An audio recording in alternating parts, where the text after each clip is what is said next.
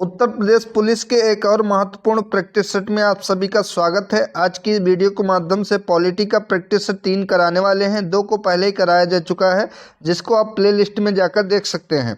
तो चलिए आज की वीडियो शुरू करते हैं। पहला क्वेश्चन है आज का, विधानसभा के सदस्य कितने कार्यकाल के लिए चुने जाते हैं? तो इसका राइट ऑप्शन हो जाएगा ऑप्शन नंबर 3, 5 साल के लिए विधानसभा के सदस्य चुने जाते हैं। यानी कि जो विधायक होते हैं उनका कार्यकाल 5 साल का होता है और यही विधानसभा के सदस्य होते हैं। तो ऑप्शन नंबर 3 इसका राइट ऑप्शन हो जाएगा। वहीं अगर पूछे विधान परिषद के सदस्य कितने साल के लिए चुने जाते हैं, तो 6 साल के लिए चुने जाते हैं। ऑप्शन नंबर 3 इसका राइट ऑप्शन हो जाएगा। अगला है, निम्नलिखित में से किस राज्य संघ राज्य क्षेत्र की विधानसभा केवल 30 सदस्यों वाली है? तो इनमें से 30 सदस्यों वाली विधानसभा जो कि पौंडीचेरी की है, होते टोटल इसमें 33 हैं, लेकिन जो 30 होते हैं वो निर्वाचित सदस्य होते हैं और 3 इसमें नॉमिनेटेड सदस्य होते हैं। इस प्रकार टोटल 33 सदस्य होते हैं जो कि पौंडीचेरी की विधानसभा में। ऑप्शन नंबर 1 इसका राइट ऑप्शन है। अगला, राज्य विधानमंडल में धन विधेयक किसकी पूर्व सहमति से पेश किए जा सकते हैं? अध्यक्ष की, मुख्यमंत्री की, या फिर राज्यपाल की, या फिर राष्ट्रपति की?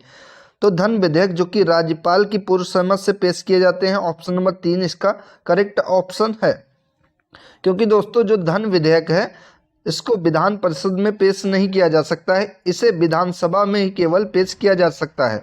वो भी राज्यपाल की सिफारिश पर इसे पेश किया जा सकता है। बिना राज्यपाल की सिफारिश के आप धन विधेयक को पेश नहीं कर सकते हैं विधानसभा में, और इसे केवल एक मंत्री के द्वारा ही पेश किया जाता है। यानी कि कोई अगर विधायक है तो उसके द्वारा पेश नहीं किया जाएगा। धन विधेयक को पेश करने के लिए मंत्री भी होना आवश्यक है, तभी पेश किया जा सकता है। तो ऑप्शन नंबर 3 इसका राइट ऑप्शन हो जाएगा। अगला है, राज्यों की परिषद की सदस्यता के लिए न्यूनतम आयु कितनी है? तो न्यूनतम आयु जो कि 30 साल है, क्योंकि विधानसभा के मामले में यह 25 साल हो जाती है, जो कि अभी बताया जा चुका है। लेकिन राज्यों की परिषद की सदस्यता के लिए इसकी आयु 30 साल होनी कंपलसरी है। वहीं पर किसी भी राज्य का राज्यपाल या राष्ट्रपति उपराष्ट्रपति के लिए न्यूनतम आयु जो कि 35 साल होना आवश्यक है, ध्यान रखेंगे। तो ऑप्शन नंबर 2 इसका राइट ऑप्शन हो जाएगा। अगला है, निम्नलिखित में से किस विषय पर राज्य विधानमंडल में कभी भी चर्चा नहीं की जा सकती है? राज्यों की स्वायत्तता पर, किसी उच्च न्यायालय के न्यायाधीशों का आचरण, या फिर राज्यपाल का आचरण?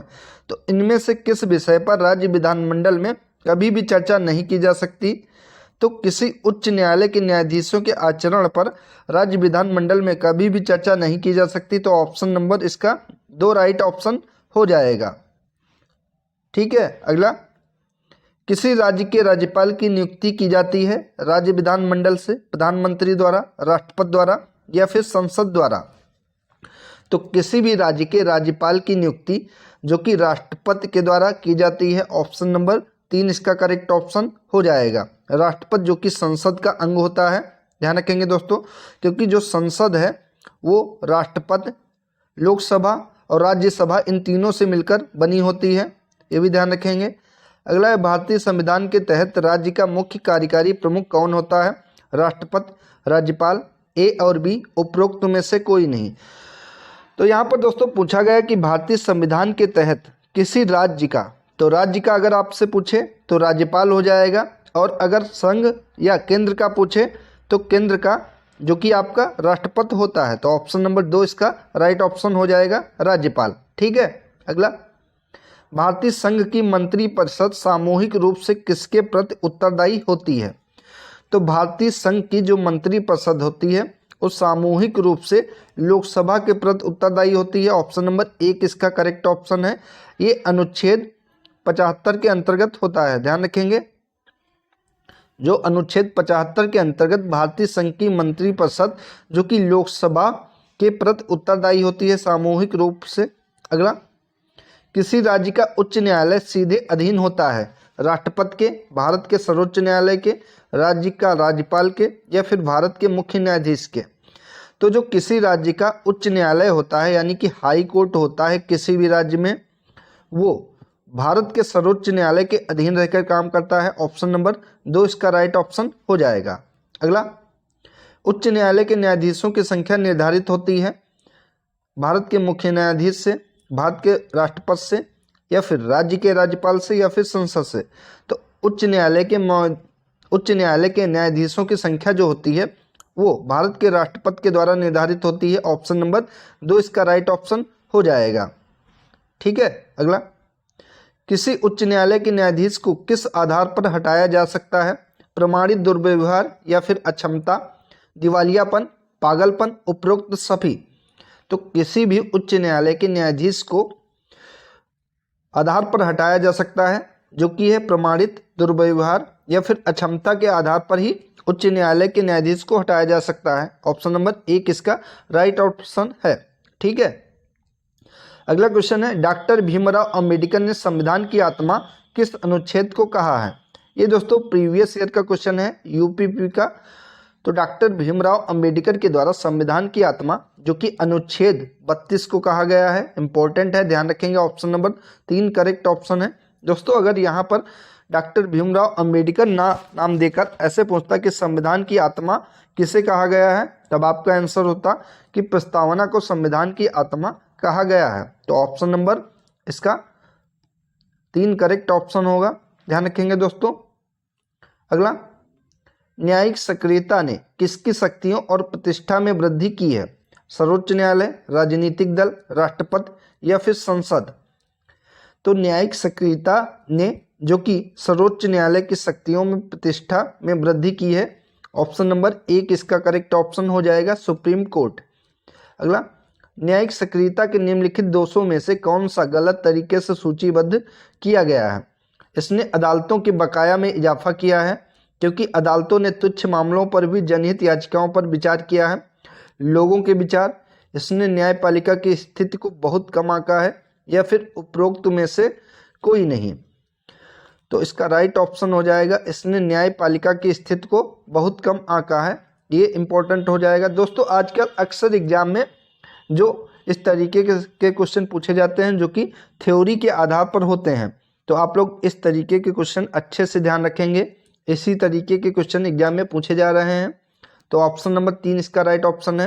अगला, भारत के उच्चतम न्यायालय में अब मुख्य न्यायाधीश सहित न्यायाधीशों की संख्या कितनी है? तो पूछा गया है कि भारत के उच्चतम न्यायालय यानी कि सुप्रीम कोर्ट में अब मुख्य न्यायाधीश सहित न्यायाधीशों की कुल संख्या जो कि 34 है। ऑप्शन नंबर 4 इसका राइट ऑप्शन है। अगला, धार्मिक स्वतंत्रता का अधिकार किस अनुच्छेद के अंतर्गत है? इंपॉर्टेंट क्वेश्चन है ये। पूछा गया कि धार्मिक स्वतंत्रता का अधिकार किस अनुच्छेद के अंतर्गत आता है? तो अनुच्छेद 25 से 28 तक धार्मिक स्वतंत्रता का उल्लेख किया गया है। ऑप्शन नंबर 4 इसका करेक्ट ऑप्शन है। वहीं अनुच्छेद 14 से 18 की बात करें तो इसके अंतर्गत समता का अधिकार है। ठीक है। अनुच्छेद 19 से 22 की बात करें तो अनुच्छेद 19 से 22 तक स्वतंत्रता का अधिकार है, और अनुच्छेद 23 व 24 के अंतर्गत बात करें तो शोषण के विरुद्ध अधिकार है। ठीक है। तो ऑप्शन नंबर 4 इसका राइट ऑप्शन है। अगला, त्रिस्तरीय पंचायत राज व्यवस्था में पंचायतें क्या हैं?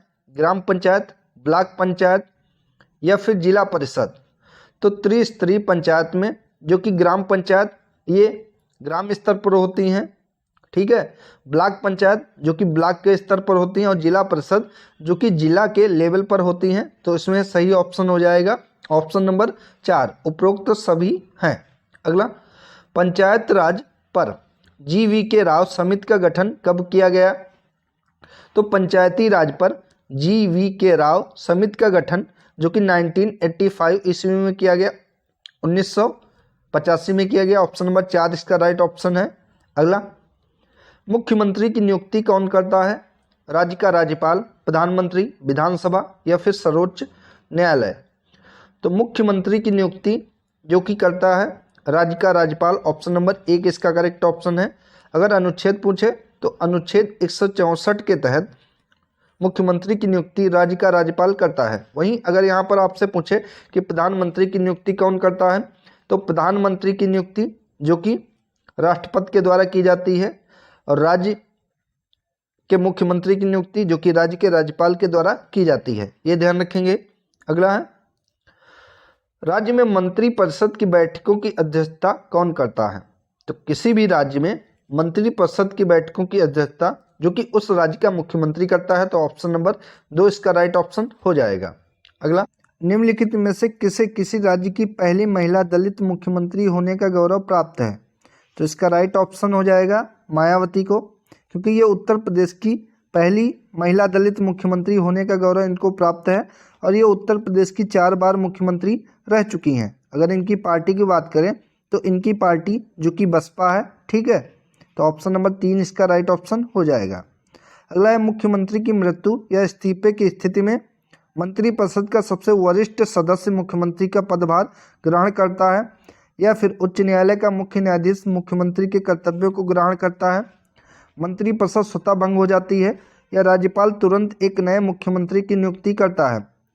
तो मुख्यमंत्री की मृत्यु या इस्तीफे के बाद मंत्रिपरिषद जो कि स्वतः ही भंग हो जाती है, क्योंकि मंत्रिपरिषद मुख्यमंत्री के ही अधीन होती है। ऑप्शन नंबर 3 इसका राइट ऑप्शन हो जाएगा। ठीक है। अगला, राज्य मंत्रिपरिषद किसके प्रसाद पर्यंत पद धारण करती है? तो राज्यपाल के प्रसाद पर्यंत राज्य मंत्रिपरिषद पद धारण करती है। ऑप्शन नंबर 4 इसका करेक्ट ऑप्शन हो जाएगा। अगला है, विधानसभा के सदस्य होते हैं लोगों द्वारा निर्वाचित, स्थानीय निकायों द्वारा निर्वाचित, राज्यपाल द्वारा मनोनीत या फिर तीनों विधियों से वापस। तो विधानसभा के जो सदस्य होते हैं वो लोगों द्वारा निर्वाचित होते हैं, क्योंकि विधानसभा के सदस्य विधायक होते हैं और विधायकों का चुनाव जो कि लोगों के द्वारा वोट डालकर होता है। ध्यान रखेंगे, ऑप्शन नंबर 1 इसका करेक्ट ऑप्शन हो जाएगा। अगला क्वेश्चन, किसी देश की प्रधानमंत्री बनने वाली प्रथम महिला कौन थी? गोल्डा मीर, मार्गरेट थैचर, इंदिरा गांधी, श्री माओ बंदर नाइक। तो किसी देश की प्रधानमंत्री बनने वाली प्रथम महिला जो कि श्री माओ बंदर नाइक थी। ऑप्शन नंबर 4 इसका करेक्ट ऑप्शन है। ये 1960 में जो कि श्रीलंका की प्रधानमंत्री बनी थी। ठीक है, ध्यान रखेंगे, ऑप्शन नंबर 4 करेक्ट ऑप्शन है। अगला, निम्नलिखित में से किस विषय को 1976 के 42वें संविधान संशोधन द्वारा राज्य सूची से समवर्ती सूची में स्थानांतरित कर दिया गया? स्वास्थ्य को, शिक्षा को, सिंचाई को या फिर उपरोक्त सभी को, तीनों को? तो इनमें से शिक्षा को जो कि 42वें संविधान संशोधन 1976 में राज्य सूची से हटाकर समवर्ती सूची में जोड़ दिया गया था, जो कि अब शिक्षा समवर्ती सूची के अंतर्गत आती है। ध्यान रखेंगे, ऑप्शन नंबर 2 इसका राइट ऑप्शन है। अगला, सर्वोच्च न्यायालय ने संविधान की मूल संरचना के सिद्धांत को प्रतिपादित किया, यानी कि सर्वोच्च न्यायालय के द्वारा संविधान की प्रस्तावना में संशोधन किया गया था, जो कि सिर्फ एक बार संशोधन किया गया था।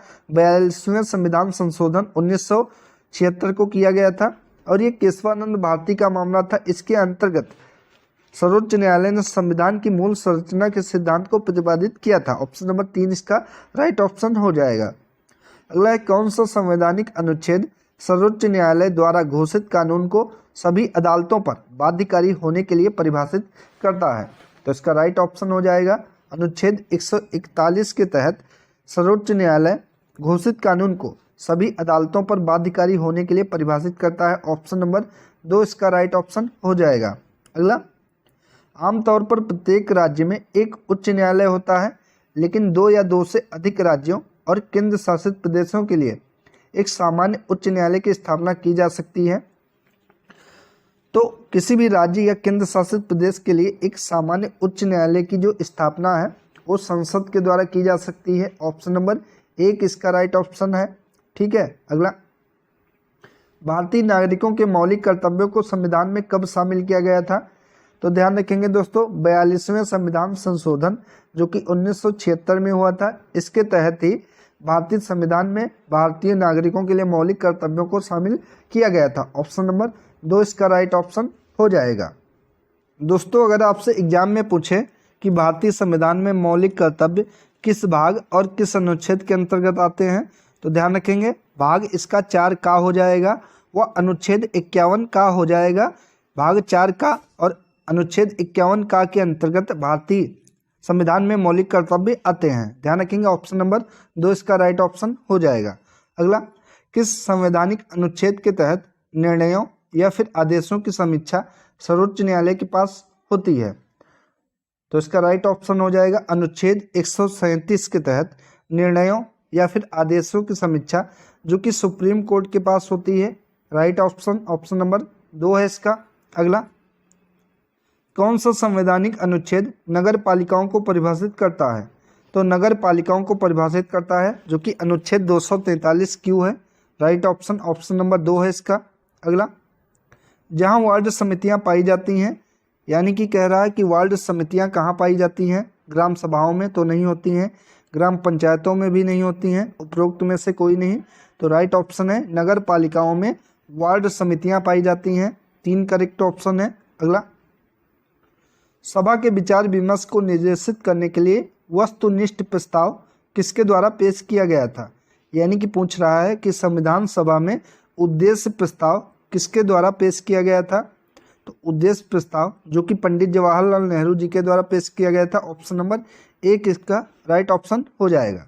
अगला, राज्यसभा सदस्य का कार्यकाल कितने वर्षों का होता है? इंपॉर्टेंट क्वेश्चन ये। तो राज्यसभा के सदस्यों का कार्यकाल जो कि 6 वर्षों का होता है। ऑप्शन नंबर 2 इसका करेक्ट ऑप्शन हो जाएगा। अगला, आपातकाल के दौरान निम्नलिखित सभी मौलिक अधिकारों को निलंबित किया जा सकता है सिवाय इसके। तो दोस्तों, जब आपातकाल लगा होता है तो मौलिक अधिकारों को निलंबित कर दिया जाता है, लेकिन इन मौलिक अधिकारों को निलंबित नहीं किया जा सकता है जिनमें शामिल है जीवन और व्यक्तिगत स्वतंत्रता का अधिकार। इनको बाधित नहीं किया जा सकता है। बाकी संघ की स्वतंत्रता, भाषण और अभिव्यक्ति की स्वतंत्रता और बिना हथियारों के एकत्र होने की स्वतंत्रता, इन सभी को बाधित किया जाता है सिवाय जीवन और व्यक्तिगत स्वतंत्रता के अधिकार को छोड़कर। ऑप्शन नंबर 3 इसका करेक्ट ऑप्शन हो जाएगा।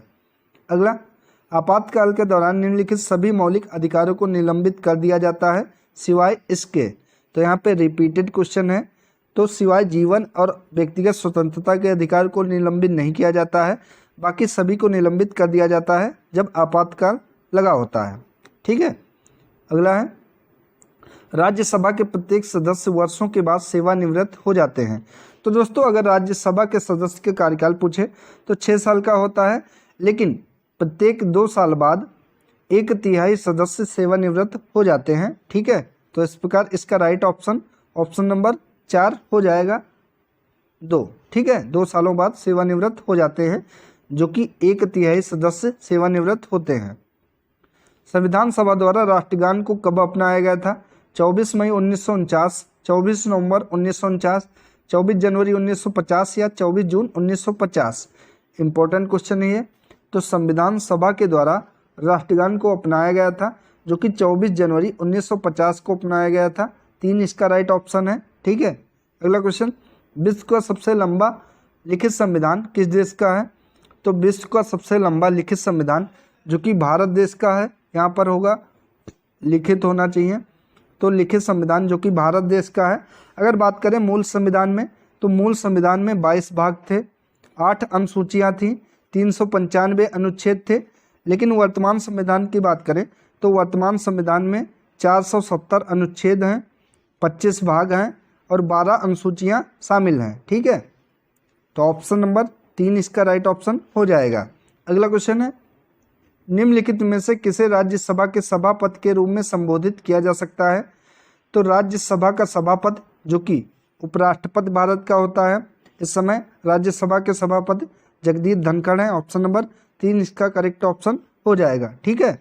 अगला, निम्नलिखित में से सभी लोक अदालतों के उद्देश्य हैं सिवाय इसके। तो लोक अदालतों के क्या उद्देश्य हैं? कमजोर वर्गों को न्याय दिलाना, मामलों का सामूहिक निपटान करना, आम आदमी के हाथों में शासन करने की शक्ति देना, लागत और देरी को कम करना। तो इनमें से लोक अदालतों का उद्देश्य कमजोर वर्गों को न्याय दिलाना है, ये मामलों का सामूहिक निपटान करना ये भी है, लागत और देरी को कम करना ये भी है, सिवाय आम आदमी के हाथों में शासन करने की शक्ति देना ये अधिकार नहीं है। तो ऑप्शन नंबर 3 इसका राइट ऑप्शन हो जाएगा। अगला, राष्ट्रीय आपातकाल की उद्घोषणा तब तक समाप्त हो जाती है जब तक कि संसद द्वारा अनुमोदित नहीं किया जा सकता। 1 महीना, 2 महीना, 3 महीने या फिर 6 महीने।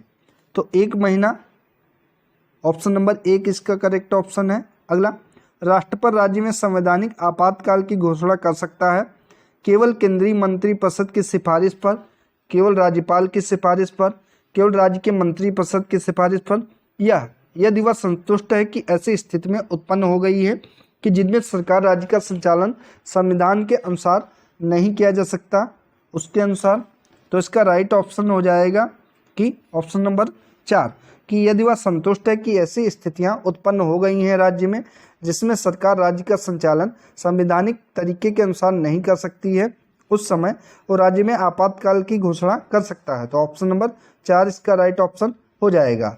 अगला क्वेश्चन, निम्नलिखित 3 प्रकार की आपात स्थितियों में से किस एक को राष्ट्रपति द्वारा अधिकतम बार घोषित किया गया है?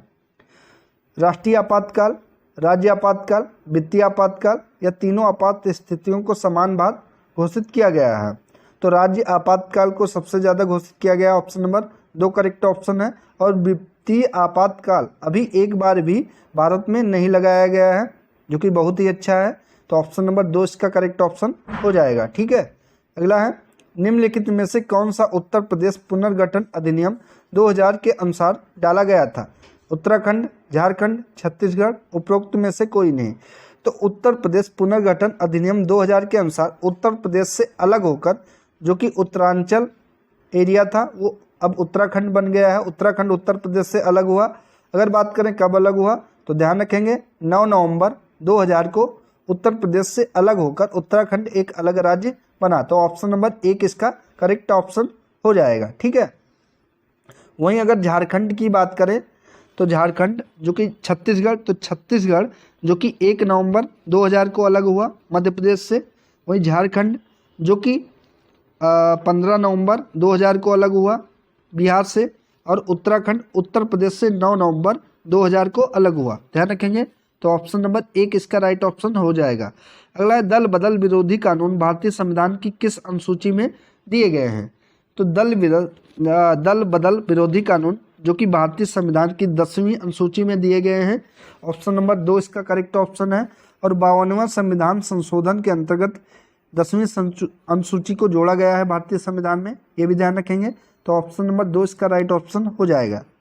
अगला, संविधान की निम्नलिखित में से कौन सी अनुसूची असम, मेघालय और त्रिपुरा के अलावा अन्य राज्यों में अनुसूचित क्षेत्रों के साथ साथ अनुसूचित जनजातियों के प्रशासन और नियंत्रण से संबंधित है?